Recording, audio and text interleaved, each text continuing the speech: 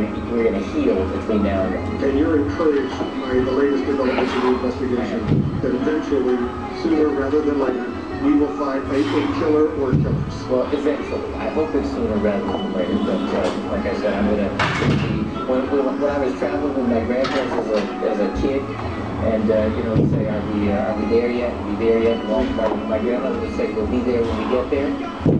When this in a situation like this, as to whether they have a specific subject or whether it's been identified or whether they haven't, and oftentimes, even if the subject is identified, even if that's all been true and somebody puts out some information along those lines, they may not want that to be public because they may be following that person secretly, hoping that that leads to others, or at least whether to rule out that there were other co-conspirators that are involved in this and need to be located.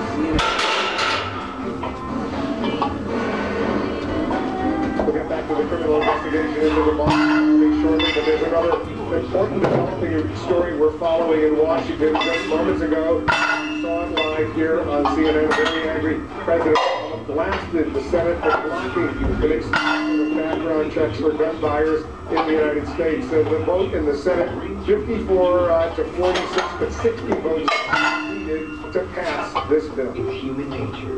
A few minutes ago, 90% of Democrats in the Senate. Well, while we're here talking about this, the president is heading out to have dinner with Democratic senators, and he can focus now on the Democrats' agenda and exactly what Gloria just mentioned. 2014. I'm confident that when he said this is round one, he was not talking necessarily about 2014 alone. But Democrats will now make this an issue in 2014. They can use the president's organizing OFA to put this on ballot. Room, and I saw the first 5 casualties there. I felt like I could have Bob Shank in Afghanistan. It looked exactly the same. Young kids. All of the above? The patients we received at the Massachusetts General Hospital varied, yet children come to us. Our youngest is in the 20s and the oldest in the 70s, so a large spectrum. Will they survive? No one can predict the future, but I can tell you that today we removed the breathing tube for the last patient who was on a breathing machine.